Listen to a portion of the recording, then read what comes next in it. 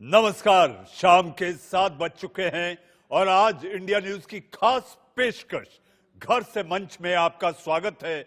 और इस कड़ी में मेरे साथ मेरे सहयोगी रोहित सावल भी हैं और खास मेहमान हमारे साथ जो होंगे वो हैं हिमाचल प्रदेश के मुख्यमंत्री जयराम ठाकुर साहब। जी हाँ, रोहित, जयराम ठाकुर साहब। और इस समय सुखद खबर यह है जिसका सारे देश को इंतजार है कि पिछले 9 दिन से इस राज्य में एक भी पॉजिटिव केस नहीं आया। जयराम जी, आपको बहुत बहुत बधाई और उम्मीद करते हैं आप स्वस्थ होंगे, आपकी प्रजा भी स्वस्थ है। जी जी, धन्यवाद। मैं आपके चैनल का भी धन्यवाद करता हूं, विशेष तौर से जिस प्रकार से सारा हिमाचल का पक्ष आप लोगों ने सबके सामने रखा। और मैं एक बात जरूर कहना चाहता हूं कि हिमाचल के लिए और सुखद खबर आज यह है कि हिमाचल प्रदेश में आज सुबह तक 5 केस हमारे जो पॉजिटिव अभी तक हॉस्पिटल में आइसोलेशन में थे उनकी संख्या और कम हो गई है। अब हिमाचल प्रदेश में मात्र 2 जो है वो पेशेंट आइसोलेशन में रहते हैं, बाकी सब के सब जो है वो ट्रीटमेंट होने के बाद जो है अब नेगेटिव होने के बाद अपने घर जाने की परिस्थिति में हो गए हैं। यानी हमारे लिए हिमाचल में बहुत अच्छी खबर है। जी जी, यानी कुल मिलाकर जयराम जी ये कहा जाए कि Himachal Pradesh corona free state होने वाला है।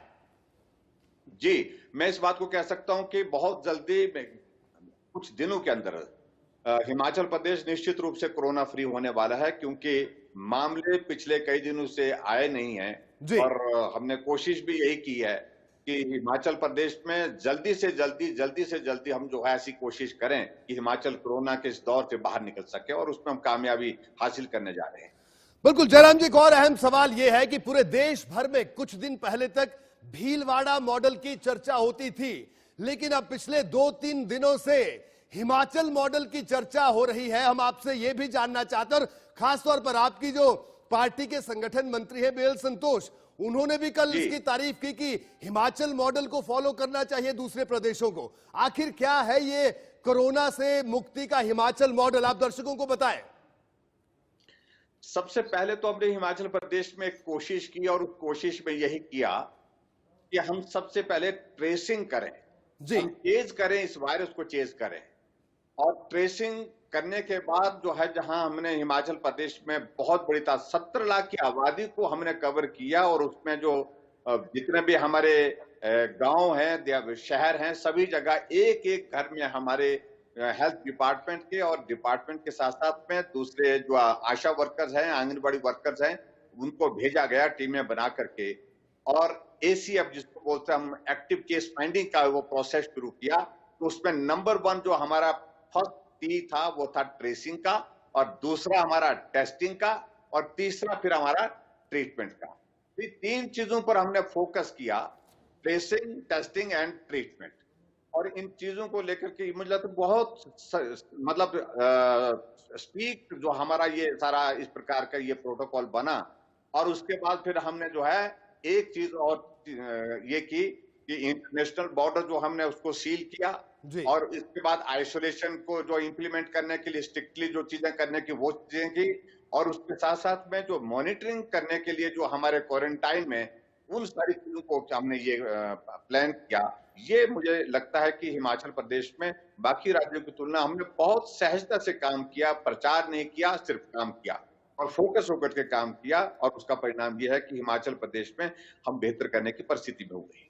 बिल्कुल, तो ये आपने हिमाचल मॉडल बताया जिसकी चर्चा अब देश भर में हो रही है। एक और बात कि कल से आपने एक नया प्रयोग शुरू किया है, जो आयुष मंत्रालय लगातार गाइडलाइंस दे रहा है, जनता से कह रहा है कि किस तरह से अपनी इम्यूनिटी बढ़ाएं। तो इसके लिए कोई आपने इम्यूनिटी बूस्टर का कोई नई योजना शुरू किया, मैं चाहूंगा आप उसको भी बताएं, क्योंकि ये भी आपके मॉडल में शायद एक बड़ी चीज होगी। कल हमारे आयुष विभाग के अधिकारी आए थे और उन्होंने एक प्रोडक्ट लॉन्च किया है, और उसको काढ़ा जिसको बोलते हैं हम, जो हमारे पुराने जमाने से जो है ऐसे वक्त में सर्दी, जुकाम, बुखार में ऐसी चीजें होती थी जो आपकी इम्यूनिटी को जो है बूस्ट करता है, और उसके साथ साथ में गले को ठीक करता है, छाती को ठीक करता है। तो उसके लिए जिस चीज का उपयोग किया जाता था, ये प्रचलन काफी वर्षों से चला आ रहा है। लेकिन आज के इस दौर में जो है वो सारी चीजों का जिक्र इसलिए नहीं हो रहा था, अंग्रेजी दवाइयों का प्रचार चला, वो जमाना चला, तो उसके कारण इन सारी चीजों पर ज्यादा ध्यान नहीं होता था। लेकिन अभी हमने वो शुरुआत की है और हमने जो कोरोना वॉरियर जो है उनको सबको हिमाचल प्रदेश में है, चाहे वो डॉक्टर है, पैरामेडिकल स्टाफ है, नर्स हैं, पुलिस वाले हैं, होमगार्ड वाले हैं, सफाई कर्मचारी है, उन सबको जो है वो फ्री ऑफ कॉस्ट में हिमाचल प्रदेश में हमने वो जो है वो जो काढ़े का जो बनाया गया एक कॉम्बिनेशन जो बनाया गया उसको देने का हमने निर्णय किया। मनीष जी, एक बड़ी अच्छी पहल से कहा जाए इम्यूनिटी बूस्टर जिस तरह से दे रही है सरकार। जी, जाहिर सी बात है रोहित, जब आप ठाकुर साहब से बात कर रहे थे और सवाल आप पूछ रहे थे और ठाकुर साहब ने जिस संजीदगी से उसका जवाब दिया, ठाकुर साहब जिस मॉडल की आप बात कर रहे हैं, रोहित ने जिसका जिक्र किया, हम ये जानना चाहेंगे कि एक टर्म आया और वो टर्म मुझे ऐसा लगता है आप ही ने इजाद किया, जिसका नाम है एक्टिव केयर फाइंडिंग। हम ये चाहेंगे कि इस समय लाखों करोड़ों दर्शक इंडिया न्यूज देख रहे हैं, वो सुनना चाहेंगे कि आखिर वो एक्टिव केयर फाइंडिंग होती क्या है। उसमें बिल्कुल सिंपल तरीका हमने ये किया कि वायरस कहां पहुंचा होगा किसी को मालूम नहीं और उसको ढूंढने के लिए हमको ही जाना पड़ेगा। ऐसी परिस्थिति में हमने 16,000 workers, anganwadi worker, health workers और उसके साथ साथ में आशा वर्कर्स और दूसरे विभाग के कर्मचारी भी साथ में उसमें कुछ जोड़े। तो 16,000 लोगों को टारगेट दिया कि आप जाएंगे, एरिया उनको दिया गया, आप जाएंगे, एक एक घर में जाएंगे और एक एक आदमी की हिस्ट्री लेंगे। किसको ब्लड प्रेशर है, ये हमारे पास उसके माध्यम से डाटा आया, किसी को सर्दी जुकाम है, किसी को शुगर की बीमारी है, एक एक डाटा हमारे पास हिमाचल प्रदेश में आज हर एक घर का जो है हमारे पास मौजूद है एक्टिव केस फाइंडिंग के माध्यम से।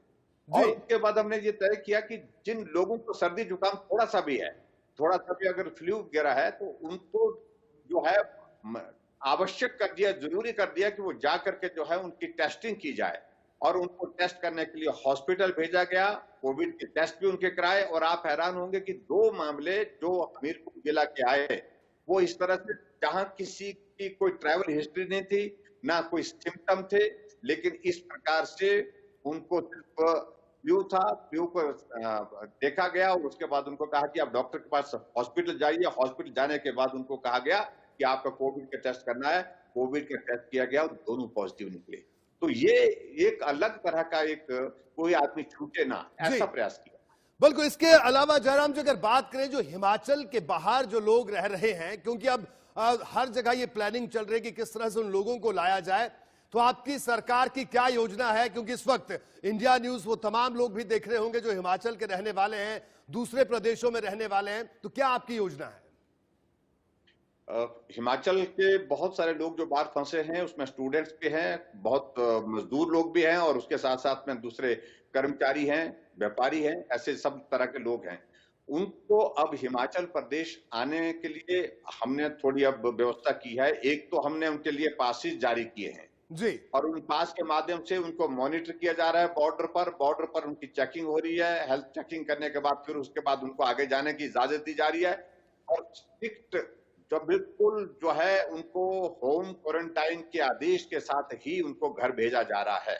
और घर पहुंचने पर, जैसे हमने कहा कि एक्टिव केस फाइंडिंग का जो हमने प्रोसेस शुरू किया था, जैसे वो घर पहुंच रहे हैं वैसे ही हमारी टीम वहां पर उनके पास पहुंच रही है और उनकी पूरी हिस्ट्री के साथ साथ में उनका पूरा मेडिकल चेकअप वहां पर किया जा रहा है और उनको होम क्वारंटाइन की इंस्ट्रक्शन एक एक का पालन करने के लिए कहा जा रहा है और वो पालन कर भी रहे हैं। तो ये किया और उसके साथ साथ में कुछ जहां जैसे हमने कोटा से कुछ बच्चे लाए, उनका तो हमने क्वारंटाइन रखा। क्वारंटाइन में रखने के बाद जो है 2 दिन तक उनके जो है सारे टेस्ट क्लियर किए, कोविड के टेस्ट किए और उसके बाद उनके जब टेस्ट सब नेगेटिव आए उसके बाद उनको घर जाने का हमने जो है इजाजत। जी ठाकुर साहब, लेकिन जब शुरुआत हुई थी, अगर हम थोड़ा पीछे जाएं, जब कोरोना को लेकर हिमाचल प्रदेश में शुरुआत हुई और उसके बाद जैसे ही केसेस बढ़े तो ये समझा गया कि जमाती ही इसके लिए जिम्मेदार हैं। और आपने जब ये पता चला कि जमातियों के कारण लगातार हिमाचल प्रदेश, जो कि स्वर्ग माना जाता है, वहां पर जब केसेस बढ़ने लगे तो आखिर आपने जमातियों को चुनाव कैसे किया कि ये जमातियों के कारण हुआ, और आज जहां पर हिमाचल प्रदेश आकर खड़ा हुआ है कि कुछ ही घंटों या दिनों में ये कोरोना फ्री स्टेट हो जाएगा मेघालय के बाद। जी, मुझे इस बात को लेकर के प्रसन्नता है कि हिमाचल कोरोना फ्री होने की स्थिति में आगे बढ़ रहा है। जहां तक मामले बढ़ने की बात आई, हमारे बिल्कुल स्टेबल चल रहा था, मामले 2-3 मामले थे, इससे ज्यादा मामले नहीं थे। लेकिन ऑल ऑफ ए सडन जो दिल्ली में मरकज वाली घटना हुई और उस घटना के पश्चात जो है बहुत बड़ी संख्या में एकदम जो है नंबर हिमाचल प्रदेश में बढ़ा, और वो नंबर बढ़ते बढ़ते 26, आप अंदाजा लगा सकते हैं 40 में से 26 जो है वो मरकज का कंट्रीब्यूशन है उसमें। ऐसी परिस्थिति में हमने जो जितने भी लोग उनके कांटेक्ट के थे, उनके कांटेक्ट की सारी लिस्ट बना करके, चाहे वो घर में हैं चाहे कहीं बाहर हैं, उनको सबको बुला करके सबके टेस्ट किए, और वो टेस्ट करते करते जो है 26 तक पहुंचा उनका आंकड़ा इस प्रकार से पॉजिटिव केसेस का। और उसके बाद दूसरी बात हमने थोड़ी सख्ती भी की। सख्ती इसलिए करनी पड़ी क्योंकि पहले वो तहस से सारी चीजों को बता नहीं रहे थे, छुपा रहे थे। हम गए थे नहीं गए थे, जब हमने कहा कि हम धारा 307 लगाएंगे, अटेम्प्ट टू मर्डर का केस आप लोगों के ऊपर चलेगा अगर आपने रिवील नहीं किया, 302 का मामला भी हो सकता है। तो उसके बाद वो धीरे धीरे आगे आने लगे और अपने आप जाहिर किया कि भी हम गए थे। कुछ लोगों ने कहा हम गए नहीं थे, लेकिन उसके बावजूद हम उन लोगों को मिले जो तबलीगी दिल्ली से मिल करके आए हैं, दिल्ली से उस मरकज से आए हैं। तो ऐसे में बहुत सारी चीजों को लेकर के बहुत लंबी सूची बनी हमको सारी प्रोसेस में। लगभग 700 से ऊपर के मामले जो है जिनकी हमको टेस्टिंग करनी पड़ी, पूरी कॉन्टेक्ट की जो पूरी उनकी हिस्ट्री थी, चेन जो थी उसको एग्जॉस्ट करना पड़ा, तब जाकर हम स्टेबल। बिल्कुल, तो एक लंबी प्रक्रिया के तहत ये पूरा आपका ये प्रयोग चला। इसके अलावा एक अहम सवाल ये है, जयराम जी क्या कहना आपका? आपकी प्रदेश टूरिज्म के लिहाज से बहुत बड़ा स्कोप हिमाचल में है और गर्मियों के दिन अब शुरू हो गए हैं। अमूमन बहुत सारे सैलानी गर्मियों की छुट्टियां मनाने नेशनल और इंटरनेशनल टूरिस्ट जाते थे, लेकिन इस बार ये स्थिति नहीं है। तो इस पर्यटन उद्योग को कैसे उबारेंगे और तमाम जो उद्योग है उनको कैसे उबारेंगे? क्या प्लान है आपका? क्योंकि टूरिज्म आपकी जो प्रायोरिटी लिस्ट में वो टॉप पर रहा है और आज सबसे बड़ा संकट उसी टूरिज्म पर नजर आ रहा है कोरोना संकट की वजह से। निश्चित रूप से हिमाचल प्रदेश में टूरिज्म एक बहुत बड़ा कंट्रीब्यूशन देता है, हमारे रेवेन्यू में भी देता है, रोजगार में भी देता है। हमें बहुत बड़ा नुकसान हुआ, इसमें दो राय नहीं है। लेकिन मैं उम्मीद करता हूं कि जैसे हम जल्दी से इस दौर से बाहर निकले की स्थिति में होंगे, हम हिमाचल प्रदेश में फिर से वो स्थिति लाने की कोशिश करेंगे कि हिमाचल प्रदेश में टूरिज्म अपने पांव पर फिर से खड़ा हो सके, और उसके साथ साथ में जो नुकसान हुआ है उसकी भरपाई पूरी तरह से करना इतना सरल नहीं है, उसके लिए वक्त लगेगा। लेकिन उसके बावजूद भी आने वाले समय में हिमाचल प्रदेश में उसके लिए हम प्लान बना रहे हैं, और पूरे देश भर में हिमाचल एक ऐसा प्रदेश है जहां लोगों को सहज से लगता है कि हम वहां जाएंगे तो सुरक्षित होंगे, कानून व्यवस्था अच्छी है। उसके साथ साथ में दूसरा हमारा जो है कोरोना का इम्पैक्ट वहां पर ज्यादा नहीं है। तो ऐसी स्थिति में पूरे देश भर से टूरिस्ट यहाँ आने की स्थिति में हो पाएंगे। जी ठाकुर साहब, जैसा ही अभी रोहित ने आपसे सवाल किया पर्यटन और सैलानियों से जुड़ा हुआ, प्रधानमंत्री जी ने कहा जान भी जरूरी है और जहान भी जरूरी है। जहां तक बात की जाए जान को लेकर आप सफल दिखे, लेकिन जहान की अगर बात की जाए, आपका प्रदेश एक हॉर्टिकल्चर प्रोड्यूस पे कायम और आपकी अर्थव्यवस्था जो है वो हॉर्टिकल्चर बेस्ड है। ऐसी स्थिति में आपके पास क्या प्लान है, क्या योजना है कि अर्थव्यवस्था भी उसी प्रकार से रफ्तार पकड़े जो इन दिनों ठप पड़ी हुई है?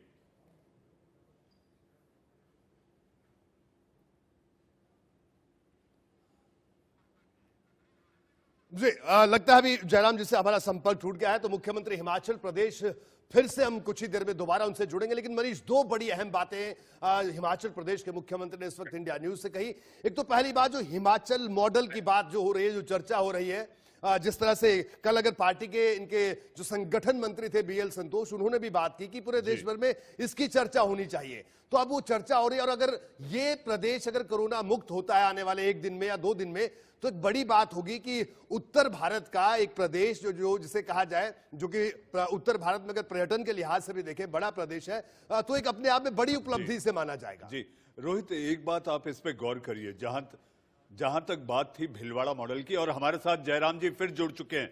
जयराम जी, आप मेरी आवाज अगर सुन पा रहे होंगे तो मेरा सवाल जो रोहित ने जो आपसे सवाल किया था, सवाल था पर्यटन और सैलानी का। मेरा इससे जुड़ा हुआ सवाल है, प्रधानमंत्री जी ने आह्वान किया है, जान भी जरूरी है, जहान भी जरूरी है। जान को लेकर तो आपने सफलता पा ली कि आपका प्रदेश इस समय जीरो कोरोना फ्री प्रदेश होने जा रहा है। ऐसी स्थिति में जहान को लेकर क्या तैयारी है? आपका जो प्रदेश है वो हॉर्टिकल्चर प्रोड्यूस पे जिंदा रहता है, आपकी अर्थव्यवस्था वो आधारित है हॉर्टिकल्चर बेस्ड, तो उसको लेकर आपकी क्या तैयारी है जयराम जी? हमने पूरी तैयारी शुरू कर दी है, क्योंकि आने वाले समय में हमारा सेब का सीजन आने वाला है, जो इकोनॉमी को बहुत बड़ी ताकत देता है, मजबूती देता है।